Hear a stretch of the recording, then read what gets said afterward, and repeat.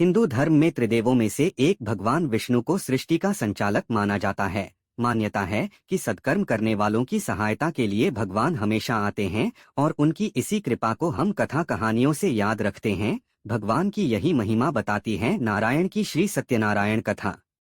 धर्म ग्रंथों के अनुसार सत्यनारायण व्रत कथा का पाठ करने से व्यक्ति को 1000 यज्ञ करने के बराबर पुण्य फल की प्राप्ति होती है और घर में सुख समृद्धि का वास होता है। आइए सुनते हैं पहले 2 अध्याय।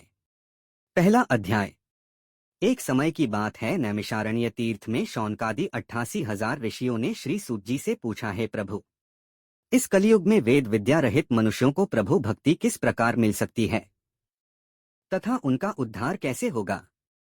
हे मुनि श्रेष्ठ, कोई ऐसा तप बताइए जिससे थोड़े समय में ही पुण्य मिले और मनवांछित फल भी मिल जाए। हम इसकी कथा सुनना चाहते हैं। इस पर सूत जी बोले, हे वैष्णवों में पूज्य, आप सभी ने प्राणियों के हित की बात पूछी है, इसलिए मैं एक ऐसे श्रेष्ठ व्रत को आप लोगों को बताऊंगा जिसे नारद जी ने लक्ष्मी नारायण जी से पूछा था और लक्ष्मीपति ने मुनिश्रेष्ठ नारद जी से कहा था। आप सब इसे ध्यान से सुनिए।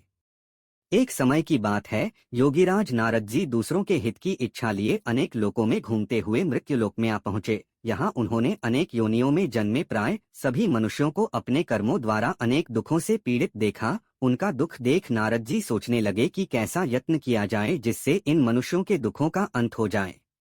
इसी विचार पर मनन करते हुए वह विष्णुलोक में गए। वहां वे नारायण की स्तुति करने लगे, जिनके हाथों में शंख, चक्र, गदा और पद्म थे, गले में वरमाला पहने हुए थे। स्तुति करते हुए नारद जी बोले, हे भगवान, आप अत्यंत शक्ति से संपन्न हैं। मन तथा वाणी भी आपको नहीं पा सकती है। आपका आदि, मध्य तथा अंत नहीं है। निर्गुण स्वरूप सृष्टि के कारण भक्तों के दुख को दूर करने वाले हैं। आपको मेरा नमस्कार है। नारद जी की स्तुति सुन विष्णु भगवान बोले, हे मुनिश्रेष्ठ, आपके मन में क्या बात है? आप किस काम के लिए पधारे हैं? इस पर नारद मुनि बोले कि मृत्युलोक में अनेक योनियों में जन्मे मनुष्य अपने कर्मों के द्वारा अनेक दुख से दुखी हो रहे हैं। हे नाथ, आप मुझ पर दया रखते हैं तो बताइए कि वो मनुष्य थोड़े प्रयास से ही अपने दुखों से कैसे छुटकारा पा सकते हैं।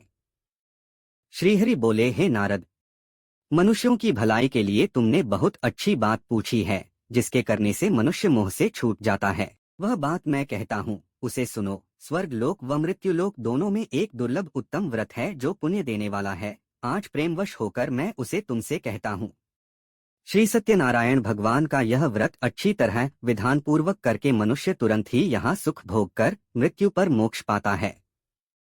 श्रीहरि के वचन सुन नारद जी बोले कि उस व्रत का फल क्या है और उसका विधान क्या है? यह व्रत किसने किया था? इस व्रत को किस दिन करना चाहिए? सभी कुछ विस्तार से बताएं। नारद की बात सुनकर श्रीहरि बोले, दुख और शोक को दूर करने वाला यह व्रत सभी स्थानों पर विजय दिलाने वाला है। मानव को भक्ति और श्रद्धा के साथ शाम को श्री सत्यनारायण की पूजा धर्म परायण होकर ब्राह्मणों और बंधुओं के साथ करनी चाहिए। भक्ति भाव से ही नैवेद्य, केले का फल, घी, दूध और गेहूं का आटा सवाया लें। गेहूं के स्थान पर साठी का आटा, शक्कर तथा गुड़ लेकर वह सभी भक्षण योग्य पदार्थों को मिलाकर भगवान का भोग लगाएं। ब्राह्मणों सहित बंधु बांधवों को भी भोजन कराएं। उसके बाद स्वयं भोजन करें। भजन कीर्तन के साथ भगवान की भक्ति में लीन हो जाएं। इस तरह से सत्यनारायण भगवान का यह व्रत करने पर मनुष्य की सारी इच्छाएं निश्चित रूप से पूरी होती हैं। इस कलिकाल अर्थात कलियुग में मृत्युलोक में मोक्ष का यही एक सरल उपाय है। श्री सत्यनारायण व्रत कथा का पहला अध्याय संपूर्ण। बोलिए श्री सत्यनारायण भगवान की जय। दूसरा अध्याय। सूत जी बोले, हे ऋषियों, जिसने पहले समय में इस व्रत को किया था उसका इतिहास कहता हूँ, ध्यान से सुनो।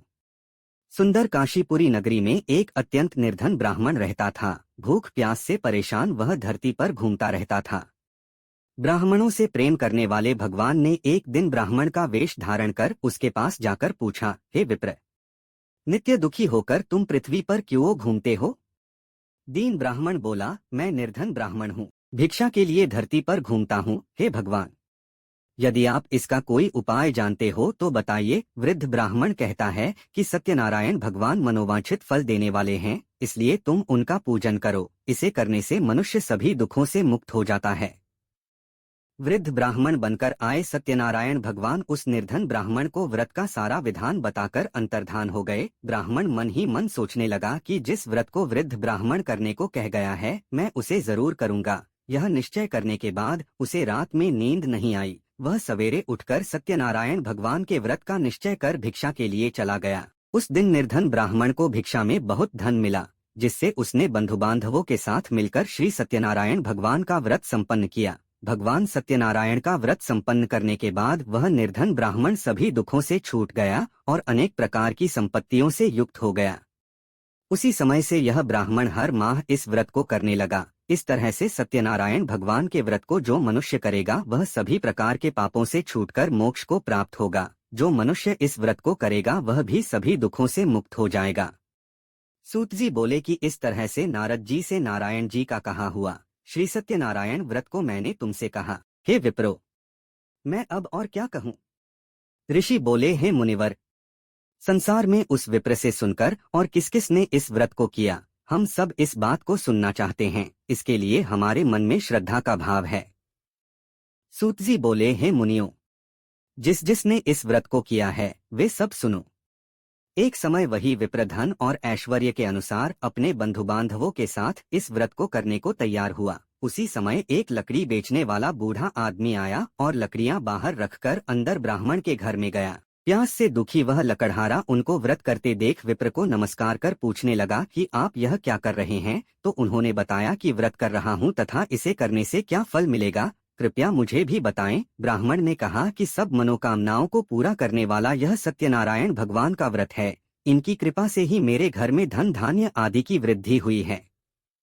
विप्र से सत्यनारायण व्रत के बारे में जानकर लकड़हारा बहुत प्रसन्न हुआ। चरणामृत लेकर और प्रसाद खाने के बाद वह अपने घर गया। लकड़हारे ने अपने मन में संकल्प किया कि आज लकड़ी बेचने से जो धन मिलेगा उसी से श्री सत्यनारायण भगवान का उत्तम व्रत करूंगा। मन में इस विचार को ले बूढ़ा आदमी सिर पर लकड़ियां रख उस नगर में बेचने गया जहां धनी लोग ज्यादा रहते थे। उस नगर में उसे अपनी लकड़ियों का दाम पहले से 4 गुना अधिक मिलता है। बूढ़ा प्रसन्नता के साथ दाम लेकर केले, शक्कर, घी, दूध, दही और गेहूं का आटा ले और सत्यनारायण भगवान के व्रत की अन्य सामग्रियां लेकर अपने घर गया। वहां उसने अपने बंधु बांधवों को बुलाकर विधि विधान से सत्यनारायण भगवान का पूजन और व्रत किया। इस व्रत के प्रभाव से वह बूढ़ा लकड़हारा धन पुत्र आदि से युक्त होकर संसार के समस्त सुख भोग अंत काल में बैकुंठ धाम चला गया। श्री सत्यनारायण व्रत कथा का दूसरा अध्याय संपूर्ण। बोलिए श्री सत्यनारायण भगवान की जय।